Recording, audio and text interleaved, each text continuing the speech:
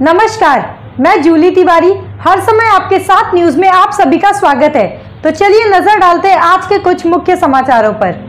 अंबरनाथ पश्चिम में दो पक्षों में मारपीट और बंदूक दिखाकर जान से मारने की धमकी। विनायक पिल्ले ने अंबरनाथ पुलिस स्टेशन में अपनी शिकायत दर्ज कराई है। उन्होंने पुलिस को बताया कि सोमवार की रात 10:30 बजे वांद्रापाड़ा स्थित गुड्डू और जॉनसन ने मुझे रोककर मेरी स्कूटी की चाबी निकाल ली और मेरा मोबाइल फोन भी ले लिया। शिकायतकर्ता का आरोप है कि उन्होंने मुझे जबरदस्ती कार में बिठाकर चिंचपाड़ा स्थित विकास के कार्यालय ले गए, जहाँ मुक्कू व विकास ने मेरे साथ गाली गलौज और मारपीट की, जिसके बाद ऑर्डिनेंस एम्फी गेट अंबरनाथ ग्राउंड के पास गुड्डू व जॉनसन ने बाम्बू एवं बेल्ट से मुझे मारा। मुक्कू ने धारदार हथियार से मेरे हाथ पर वार किया, जिसके कारण दाएं हाथ की उंगली में चोट आई है। मुक्कू ने कहा कि मेरे ऊपर चल रहे केस में तू साक्षीदार है, यदि तूने अपनी गवाही नहीं बदली तो तुझे व तेरे घर वालों को छोड़ूंगा नहीं। पुलिस ने विनायक हरिराम पिल्ले 45 वर्ष की शिकायत पर गुड्डू, मुक्कू और विकास के खिलाफ बीएनएस की विभिन्न धाराओं के तहत मामला दर्ज किया है। इस मामले में किसी की भी गिरफ्तारी होने की जानकारी नहीं मिली है और पुलिस की प्रतिक्रिया भी सामने नहीं आई है। बहरहाल पुलिस मामले की जांच में जुटी हुई है। माझी 20 तारखेला तारीख होती, 19 तारखेला रक्षाबंधन होता, तर मी बोललो तारीख पण आहे रक्षाबंधनसाठी मी रक्षाबंधन करणार आणि दुसऱ्या दिवशी तारीखला जाणार। तर मी उल्हासनगरला आलो भावाकडं। तिथं मी 1-1.5 तास बसलो। तिथून मग मी निघालो ॲक्टिवा घेऊन भावाच्या नातेवाईकाची। मी अंबरनाथला आलो, रक्षाबंधन केलं। तिथून मला हे लोकांनी तिथून मी निघालो परत, तर मला वांद्रापाडा हनुमान मंदिरच्या पुढे यशोदा बारची तर 2 गाड्या आडव्या लावल्या आहे लोकांनी। तर मी ब्रेक मारला, दोन्ही गाड्या आडवी लागले म्हणून। तर त्याच्यामधून ते गुड्डू रसाल आणि जॉन्सन हे दोघं बाहेर आले आणि बाकीचे पोरं गाडीमध्येच होते। हे लोकांनी माझा मोबाईल घेतला, गाडीची चावी घेतली आणि गाडीमध्ये कॉलर धरून गाडीमध्ये कोंबलं मला।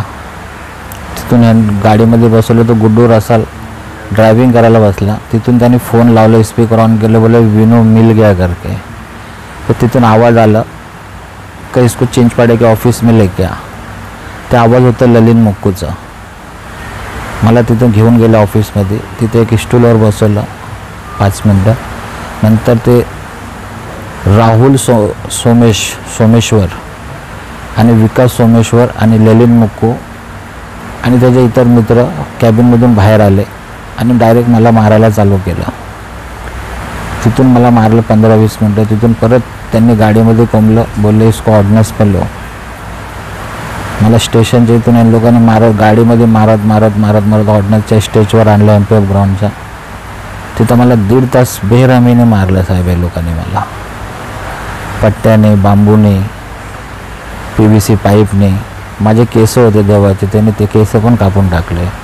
डोळ्यावर लात मारली। ललिन मुक्कूने नरड्यावर पाय ठेवलेला माझ्या, बोलता जो 307 का केस है भरत पाटिल का, तो उसमें फिर्यादी है, केस वापस ले ले, नहीं तो तेरे फैमिली को भी मार देंगे हम लोग। आणि तिथे स्टेजवर मारायच्या टायमाला दीपक करोती आहे, त्याने मॅगझिन काढली, गन काढलेली सर माझ्या कनपटीला लावलेली। तिथून विकास सोमेश्वर बोलतोय इसको ठोक दो बोलता और खदान में डाल देंगे। तो त्याने एक फायरिंग पण केले विकास सोमेश्वरने। ते दीपकने त्याला धक्का दिला तर ते फायरिंग गवतामध्ये गोळी फायरिंग झाले तिथं बेरहमीने मारले सर। आणि ते गुड्डू रसाले त्याचे वडील काय कोणते पोलीसमध्ये आहे म्हणून ते लोक केस पाठीमागे घ्यायचं हे करतात आहे आणि ह्यांना अंबरनाथचं कोण पॉलिटिकल आहे ते त्यांचा सपोर्ट आहे म्हणून माझ्यावर काय हे लोक लक्ष देत नाही। तो आज के लिए बस इतना ही। कल फिर मिलेंगे इसी समय इसी चैनल पर। तब तक के लिए मुझे दीजिए इजाजत। धन्यवाद।